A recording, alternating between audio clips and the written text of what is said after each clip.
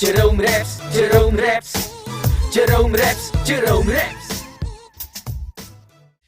Battle with skill, dancers angling like animals feel. The beat banging cause the DJ is the catalyst. Ill on the cuts, on the orbits, and the scratches to deal some atmosphere while he manipulates the platters of steel. Converse flying, flares in the air, stares and our ways. Don't go looking for the culture cause its presence is where people express without regard for how their benefits fare. But if true knowledge of self isn't that evident, meh. Montana cans encourage fans to be literally literate and littered with a little bit of written wit and work your plans with your hands, put your lips on it, the script is lit, you're sipping it.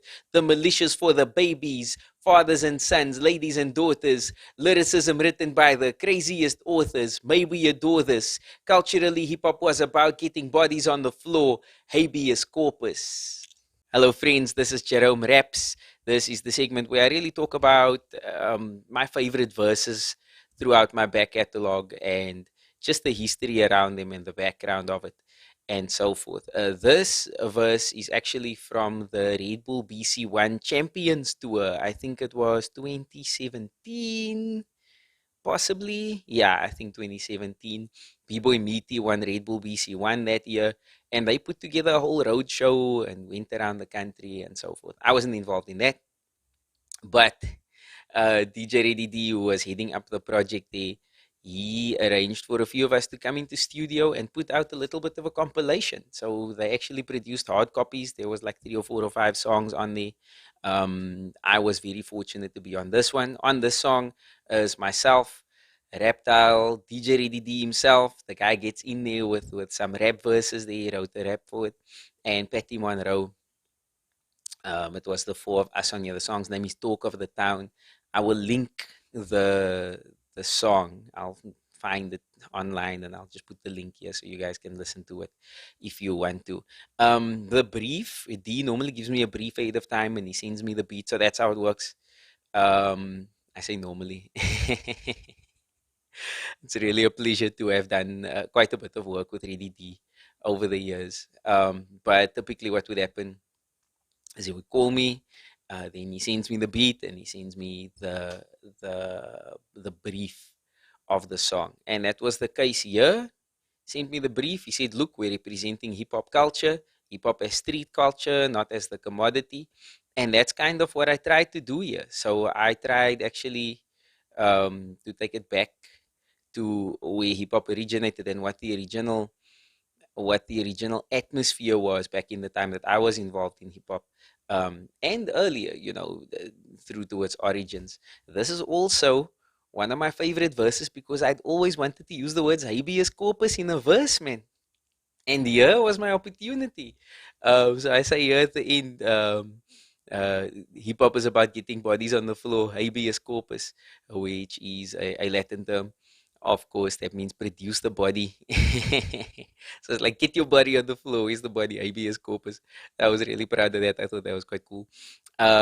So as I said, hip-hop was really about the battle in the early 80s, which of course is an era that I missed because I was a child. But then into the 90s as well, it was about battle and about settling your differences on the mic and settling your differences on the dance floor and not with a weapon and hurting one another physically. So I talk about battle with skill, dancers angling like animals, so they like checking each other out, like when 2 big cats are about to fight.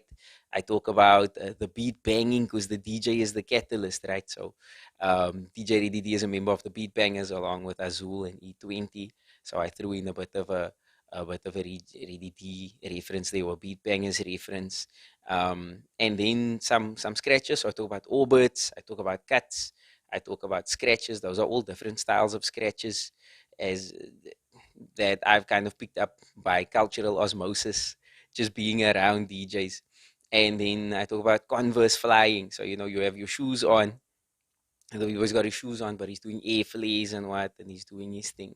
And then, so there are a lot of hip-hop references here, or a lot of references to hip-hop culture. I talk about don't go looking for the culture because its presence is where people express without regard for how their benefits fare, which is really about hip-hop as a culture being about selflessness, being about giving back to the community, not just being about profit. I believe it should be about profit as well, because even if you're doing community outreach work, where is the money for bread gonna come from? Where is the money gonna come from for your PA and all that? But there should be an element of altruism and an element of love for your community that you show. And then I also say, if true knowledge of self isn't that evident, which I always, like, people ask me, how do I categorize whether a rap by somebody, a rap song is like just a commercial rap song, meaning a commodity, hip hop as commodity, or whether it's part of hip hop culture. And I always say, like, hip hop for me it's got to have some element of knowledge of self. There's got to be something of yourself must be in there, and that's what makes it art. In fact, for me, music must make you feel, and it's got to show something about the artist. So I kind of link up the different aspects of hip hop culture. So it's got these 5 elements. I talk about dancers, I talk about DJs, I talk about the MC, of course. I talk about, which one am I missing here? Oh, the graffiti artists. So I say Montana cans encourage fans to be literally literate and littered with a little bit of written wit. So Montana cans were always like the premium spray can when people are doing graffiti art or aerosol art. And they, so locally, what would happen abroad when graffiti came to Cape Town is our guys would see internationally that people in the States are tagging, and they're putting names and stuff up on walls. And but what they were doing in the States, what they were doing in the Bronx and so forth, is they were just putting their names up. But here in South Africa, it really became an element of the struggle. People put up things like fight the power, increase the peace. So it would be positive messages and messages of unity, and messages that kind of call to action and rally the community and rally people who would see it.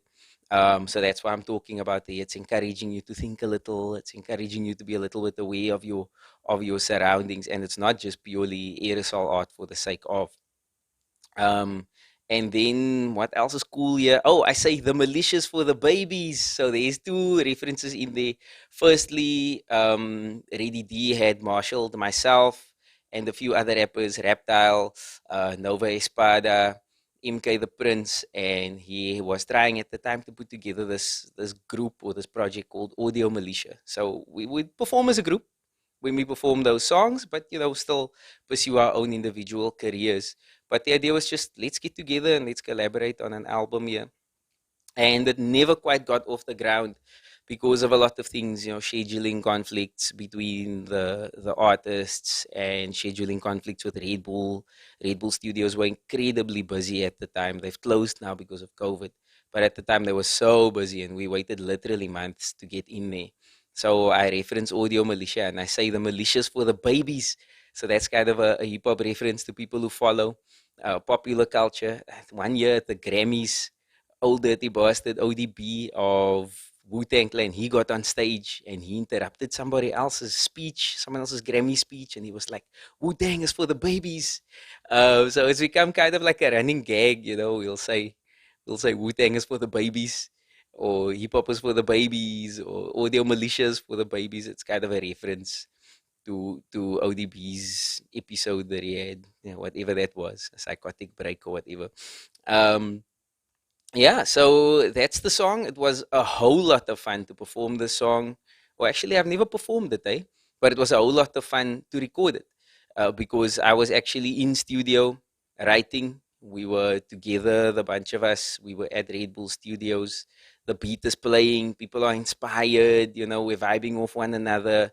And outside of events, we don't really get to see much of one another. So it was dope spending some time with Reptile, spending some time with D, hanging around him, spending some time with Patty, who's a really cool person.